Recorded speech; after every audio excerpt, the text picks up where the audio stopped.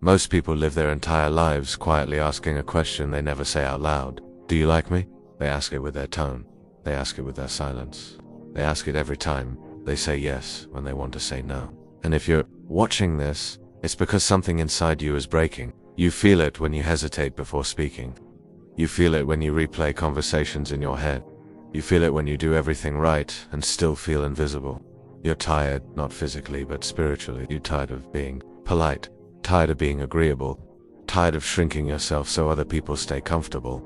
This is the first lesson, and it is the most painful one. Because before a man becomes strong, he must lose his addiction to approval. Lesson 1. The end of approval. From the time you were young, you were trained to be acceptable, be nice, be helpful, don't upset anyone, don't be difficult.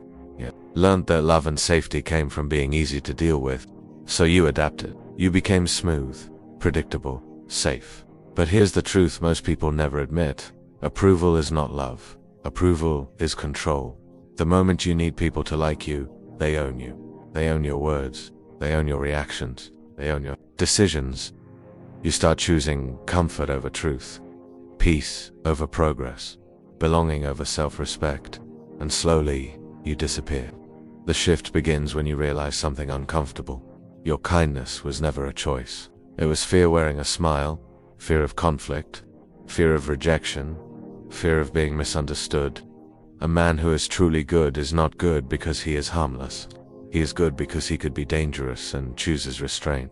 When you stop chasing approval, people notice immediately. Not because you announce it, but because your energy changes. Your no becomes heavier. You stop explaining yourself. You stop apologizing for having boundaries. Before, when someone crossed a line, you laughed it off. Now, you let silence do the work. Before, you adjusted yourself to fit the room. Now, the room adjusts to you, or you leave. This makes people uncomfortable. They'll say you've changed. They'll say you're cold. They'll say you're not as nice as before. What they really mean is, you're no longer easy to control. This lesson is not about becoming cruel. It's about becoming clear. You stop saying yes out of guilt. You'll stop helping people who drain you. You'll stop keeping promises that cost you yourself. You begin to understand that your time, energy, and focus are limited resources, and not everyone deserves access. This is where many men panic, because approval was their identity. Without it, they feel empty, lost, exposed. But this discomfort is necessary. Approval is a cage, and the moment you step out of it, you feel the cold air of freedom and fear. Here's the paradox. The less you try to be liked, the more people respect you. The less you chase validation, the more your presence carries weight. Why? Because people trust a man who does not need them, a man who can walk away, a man who does not bargain with his values, a man who would rather be alone than false. This is the first lesson because without it, none of the others matter. As long as you need approval, you are not free. And a man who is not free can never be powerful. If this lesson feels uncomfortable, good. That discomfort is the sound of the old version of you losing control. You are not becoming worse, you are becoming honest. And honesty is where strength begins. Lesson 2. Emotional control is real power. If you pay close attention to your life, you'll notice something uncomfortable. Most of your suffering doesn't come from what happens to you. It comes from how fast you react. A message arrives. Your mood changes. Someone disrespects you. Your chest tightens. Plans fall apart. Your mind spirals. For most men, life is a series of emotional hijackings. They don't live, they react. And if you're watching this, it's because you've started to notice the gap, the small pause between what happens and how you respond. That pause is not weakness, it's power. The average man is exposed. His emotions are on the surface. Anyone can reach in and push the right button. A boss uses pressure, a partner uses guilt, a stranger uses disrespect, and the man reacts instantly. Anger, anxiety, fear, his emotions decide his behavior. But something is changing in you. You don't explode the way you used to. You don't rush to defend yourself. You don't need to win every conversation. At first this feels strange, almost like you're becoming distant. Colder you're not. You're learning emotional control. And emotional control is what separates men who are manipulated from men who cannot be touched. Understand this clearly. The person who controls your emotions controls you. If someone can make you angry on command, they own you. If someone can shame you into action, they own you. If someone can panic you, rush you, or pressure you, they own you. Most men never question this. They think emotions are something that happened to them, but emotions are information, not orders. Anger tells you something is wrong. Fear tells you something matters. Sadness tells you something was lost. They are signals, not commands. The dangerous man feels everything, but obeys nothing blindly. He can sit in discomfort without rushing to escape it. He can hear disrespect without instantly reacting. He can lose without collapsing. This terrifies people, because manipulators rely on speed. They need you emotional, they need you off balance, they need you reactive. When they push and you don't move, their strategy collapses. You've noticed this already. Someone tries to provoke you and you stay calm, they get louder. Someone tries to guilt you and you stay silent, they get desperate. Your stillness exposes them. This is what real confidence looks like. Not loudness, not dominance displays, but calm under pressure. You stop explaining yourself. You stop defending your character. You stop arguing with people who are committed to misunderstanding you. Silent becomes your shield. You begin to speak slower. You you let tension exist without rushing to fill it. Most people cannot handle this. They mistake emotional control for emotional absence. They'll say you don't care. They'll say you're detached. They'll say you've changed. What they're really sensing is this: they can't control you anymore. This lesson changes how you experience chaos. When something goes wrong, your first thought is no longer, why is this happening to me? It becomes, alright, what's the move? That shift is everything. You move from victim to strategist, from emotional to intentional, from reactive to deliberate. This doesn't mean you suppress emotions. Suppression makes men brittle. Eventually, they crack. Control is different. Control means you feel the emotion fully, without letting it drive the car. You acknowledge it, you study it, then you decide. This is why emotionally controlled men are so difficult to manipulate. There's no handle to grab, no button to press. They are grounded. In arguments, they don't escalate. In crises, they don't panic. In pressure, they don't fold. And over time, people sense this. They trust you more. They listen more carefully. They hesitate before testing you, because deep down, everyone understands this truth. The man who can control himself can control outcomes. This lesson is uncomfortable because it forces you to give up emotional indulgence. No more righteous anger. No more dramatic reactions. No more emotional chaos disguised as authenticity. But what you gain is far greater: clarity, stability, authority. You become the calmest person in the room, and the calmest person always holds the power. If you feel this shift happening, the slowing down, the pause, the inner stillness, don't fight it. You're not losing emotion. You're mastering it, and mastering is the foundation of strength. Lesson 3. No one is above you. There is a quiet moment in a man's life that changes everything. It happens when he looks at someone he once admired and feels nothing. No fear, no awe, no need to impress, just clarity. If you're watching this, you've felt it already. You've started to see people differently. Authority doesn't hit the same. Status doesn't hypnotize you anymore. The spell is breaking. For most of their lives, men live looking up. They look up to bosses. They look up to leaders. They look up to celebrities. They look up to women they desire. They place people on pedestals and then shrink themselves to fit below them. This is not respect. This is self-erasure. When you put someone above you, you give them power over how you feel. Their approval becomes oxygen. Their rejection becomes a wound. And the moment someone knows you see them as above, they stop respecting you. This lesson begins when you realize a simple truth. No one is sacred. Not your boss. Not your heroes. Not the person you're attracted to. Not the people society tells you are important. They are human, flawed, insecure, making it up as they go. At first, this realization hurts. You see your parents clearly for the first time, not as protectors, but as people who are confused, afraid, and doing their best. You see leaders as emotional adults chasing power, not wisdom. You see successful people as a mix of luck, timing, and obsession, not magic. And most importantly, you see desire clearly. The woman you once idealized becomes human. The fantasy dissolves, and in its place is reality. This is where weak men panic. They mistake clarity for bitterness. They cling to illusions because illusions feel safe, but illusions are expensive. When you idealize someone, you lie to yourself. And when you lie to yourself long enough, you lose your footing in reality. The man who sees clearly is dangerous because he cannot be controlled by admiration. He doesn't worship, he doesn't chase, he doesn't perform. He meets people eye to eye. This changes everything. You stop over-preparing before conversations, you stop rehearsing what to say, you stop filtering your personality for approval. You speak naturally, you move freely. You are not trying to win. And paradoxically, this is when people start paying attention. Because confidence is not loud. Confidence is grounded.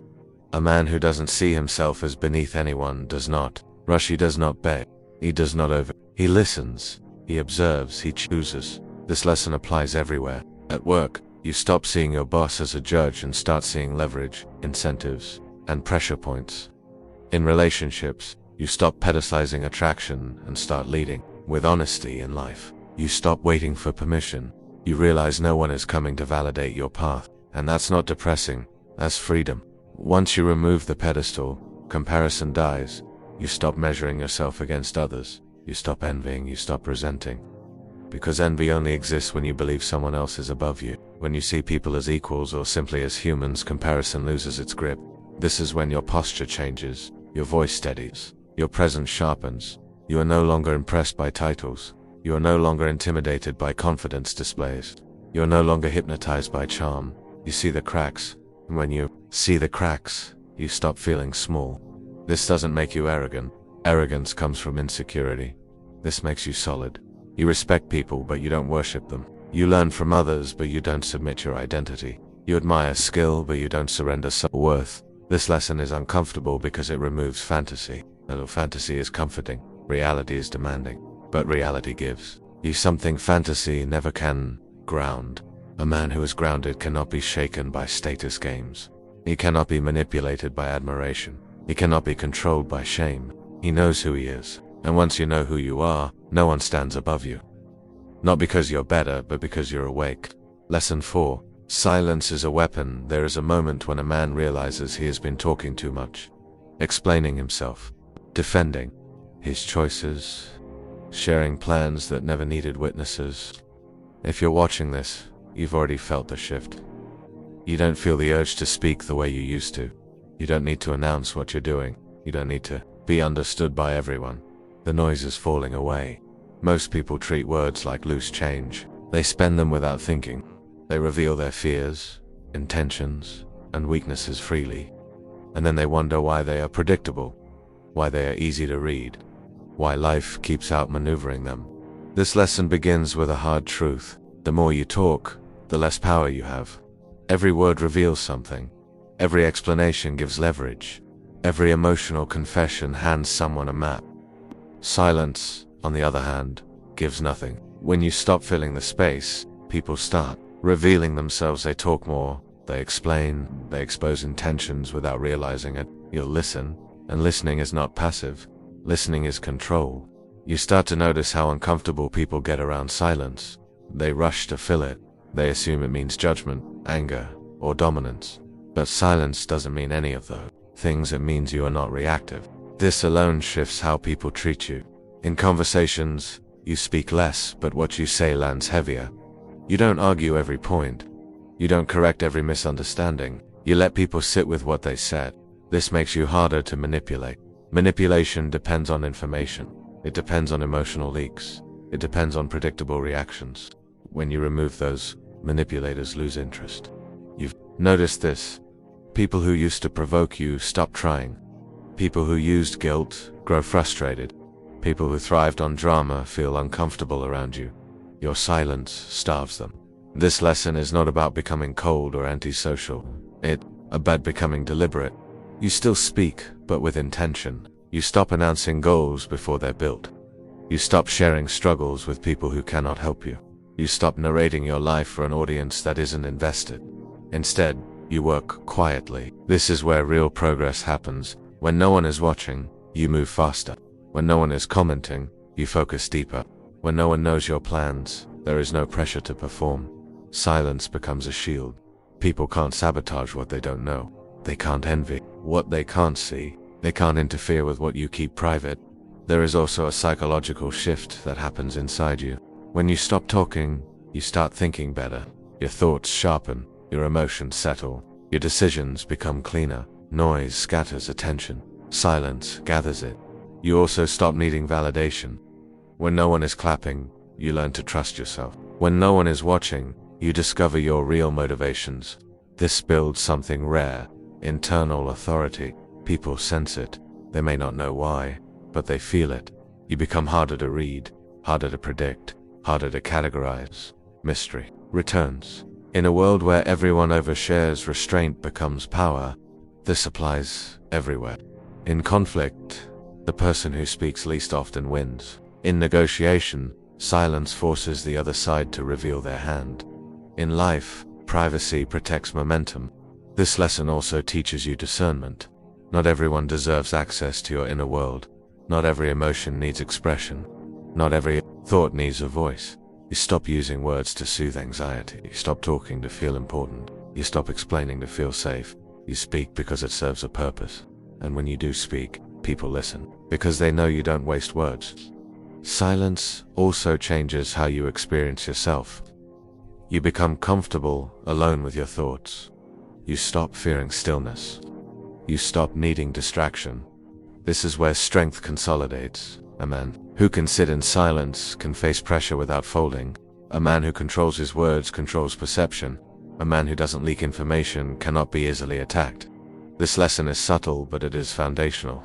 Silence is not emptiness. Silence is presence, and presence is power. If you find yourself speaking less, sharing less, explaining less, don't fight it. You are not disappearing. You are becoming precise. Lesson 5. You must become capable of force. There is a lie modern men are taught early. That being harmless makes you good, but aggression is something to be ashamed of. That strength should be hidden, softened, or apologized for. If you're watching this, that lie has already started to crack. You've felt something rising inside you. A tension, a pressure, a quiet anger that doesn't want to explode. It wants direction. This lesson is uncomfortable because it forces you to face a part of yourself you were told to suppress. Your capacity for force, not violence, not chaos. Force.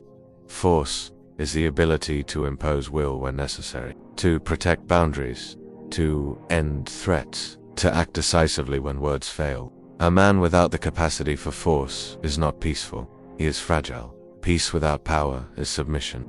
This is why harmless men are constantly disrespected. They negotiate with people who don't negotiate. They explain to people who don't listen. They rely on kindness in situations that require strength. And then they wonder why the world keeps walking over them. This lesson begins when you stop denying your aggressive energy. Aggression is not evil. It is raw fuel. What matters is whether you master it or let it master you. The dangerous man is not the one who lashes out. He is the one who could, and doesn't need to. There is a deep psychological shift that happens when you know you can handle confrontation. You stop posturing. You stop overcompensating. You stop needing to prove anything. Your presence changes. This often shows up physically first. You start training your body, lifting heavy weight, learning to fight, learning how to protect yourself. Not because you want conflict, but because you want certainty. Certainty calms the nervous system.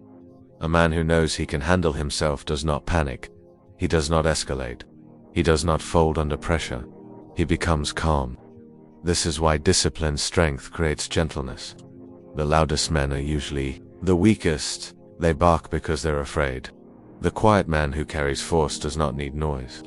This lesson also applies beyond the physical. You develop force in your decisions. You stop wavering. You stop half-committing. You stop leaving. Doors open out of fear. When something needs to end, you end it. When a boundary is crossed, you act. When a path is wrong, you change direction without drama. This clarity feels brutal at first. You realize how many situations you tolerated because you lacked force. How many relationships survived only because you avoided confrontation. How many opportunities died because you hesitated. This is painful but necessary. Force is what turns intention into reality. Without it, plans stay ideas, boundaries stay suggestions, respect stays theoretical. There is also a moral side to this lesson. A man capable of force becomes protective. He protects his time. He protects his values. He protects the people he cares about. Weak men outsource protection. They rely on systems, rules, or hope. Strong men take responsibility. This doesn't make you cruel. It makes you dependable. People feel safer around a man who can handle danger. Not because he seeks it, but because he is prepared for it. This lesson also changes how you relate to fear. Fear no longer paralyzes you. It sharpens you. You stop running from discomfort. You walk toward it deliberately. Training becomes discipline. Discipline becomes confidence. Confidence becomes authority. You no longer apologize for your strength. You no longer hide your ambition. You no longer dilute your presence to seem acceptable. This is where many men self-sabotage. They feel strength rising and then suppress it again to fit in. Don't. A man who disowns his force becomes resentful. A man who masters it becomes stable. This lesson is not about domination. It's about integration. You integrate the part of you that can end things. The part that can protect. The part that does not flinch. Once integrated, it no longer controls you. It serves you. And when force serves you rather than ruling you, you become dangerous in the right way. Not reckless, not reactive, not violent, but grounded, capable, and unmovable. If you feel this awakening, this pull toward strength, discipline, and capability, don't suppress it. Train it. Because a man who cannot apply force cannot defend peace, and peace without defense never lasts. Lesson 6. Your life requires ruthless focus. There comes a point when a man realizes something uncomfortable. He is tired not because he is doing too much, but because his energy is leaking. Everywhere. If you're watching this, you've already started to feel it. You no longer enjoy mindless conversations. You feel drained after scrolling. You sense that your attention is being wasted. This lesson begins when you understand a harsh truth. Most men are not lazy, they are scattered. They give their focus to everything except what matters. They wake up and immediately consume news, messages, opinions, drama by noon. Their mind is already tired and they haven't built anything. Focus is not about working harder, it's about cutting more. This is where the shift happens. You start to ask a new question before you do anything. Does this make me stronger, clearer, or closer to where I need to be? If the answer is no, it becomes harder to justify. You'll stop arguing online. You'll stop following things that add nothing. You stop spending time with people who only want to pass time. This is not a phase. This is the cost. Most men fear being alone more than they fear being weak. They stay connected to people who drain them because isolation feels like death. But solitude is not emptiness. It is separation. And separation is where strength consolidates. This lesson arrives last because it cannot be avoided. Once you stop seeking approval, once you control your emotions, once you see people clearly, once you move in silence, once you integrate your force, once you focus ruthlessly, you no longer fit. Not because you're superior, but because you're aligned. Alignment creates distance. Most people live externally. They need constant feedback, constant reassurance, constant noise. But you are learning to live internally. You trust your own judgment. You sit with your own thoughts. You don't panic in silence. This makes you immune to social pressure, and social pressure is how the world controls most men. Agree or be excluded, conform or be isolated, follow or be punished. But this threat only works on those who fear being alone. When you stop fearing solitude, the threat disappears. This is what real freedom feels like.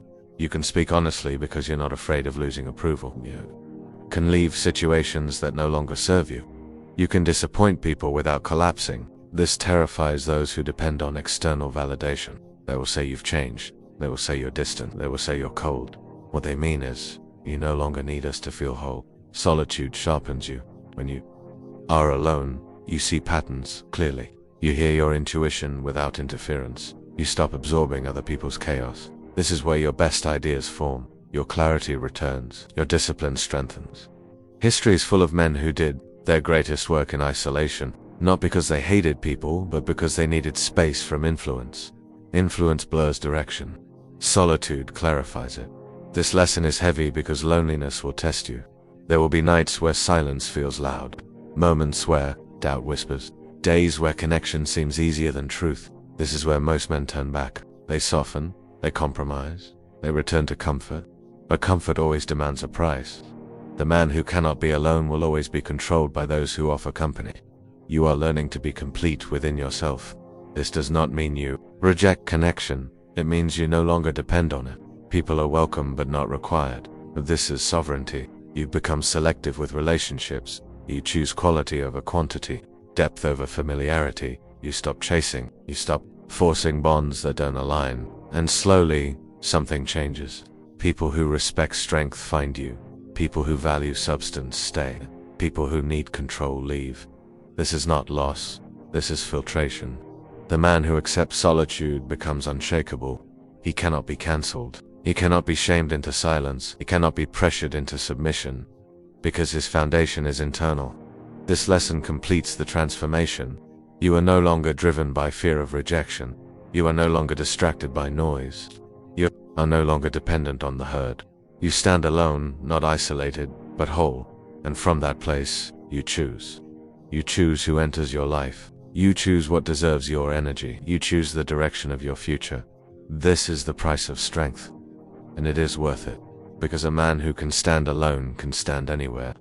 If these 7 lessons resonated, understand this. You are not broken. You are not cold. You are not losing your humanity. You are shedding weakness. And what remains is clarity, discipline, and self-respect. This path is not for everyone. Most will turn back. But if you've made it this far, you already know you were never meant to blend in. You were meant to become solid.